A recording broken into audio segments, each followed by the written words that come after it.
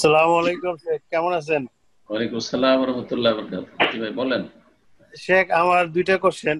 প্রথম হ্যাঁ, প্রশ্ন হলো যে শরিয়াতের দৃষ্টিতে শেয়ার ব্যবসা কতটুক জায়েজ? আর দ্বিতীয় কোশ্চেন হলো, স্বামী স্ত্রী বাসায় জামাতে সলাৎ পড়তে পারবে কিনা, পড়লে কিভাবে পড়বে? জাযাকাল্লাহ খাইর। হ্যাঁ। আপনারা বিষয়ের সাথে সম্পর্কিত প্রশ্ন করবেন আশা করি। যারা নিয়মিত থাকছেন আমাদের ক্লাসে বিষয়ের সাথে সম্পর্কিত প্রশ্ন করবেন।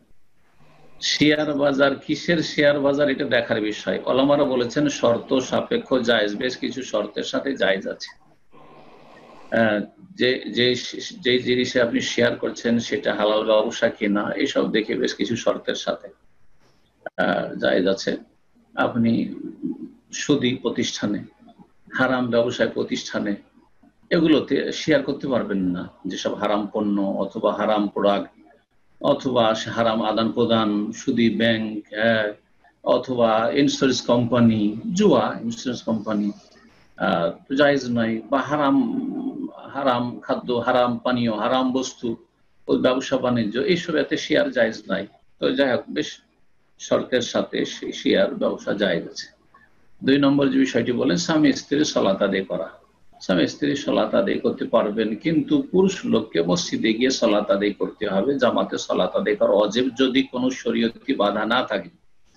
শরীয়তে বাধা সম্পর্কে সাহাবীরা জিজ্ঞাসা করলে নবী সাল্লাল্লাহু আলাইহি ওয়াসাল্লাম বলেন, মারাদুন আও খাউফুন, হয় শত্রুর ভয়, আর না হলে রোগ ব্যাধি।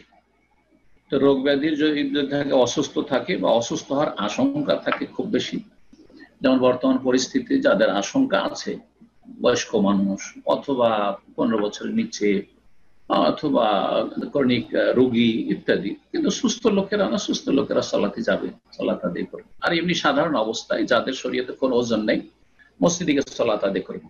যাদের মসজিদ নেই আশেপাশে অথবা মসজিদে যেতে পারছে না কোনো সময়, তখন আপনি স্বামী স্ত্রী জামাত করবেন, কিন্তু স্ত্রীকে পিছনে, বা মহিলা শুধু স্ত্রী না, স্ত্রী হলেও, মা হলেও, বোন হলেও, মেয়ে হলেও সবকে পেছনে রাখবেন। মেয়েদের কাতার পেছনে হবে যদি একজন হোক না কেন, আর পুরুষের কাতার সামনে হবে। এমনকি ছেলে, নাবালক ছেলেও যদি হয়, 10 বছর 12 বছরের ছেলে, তো মায়ের পাশে দাঁড়াবে না, বাবার পাশে দাঁড়াবে। জি।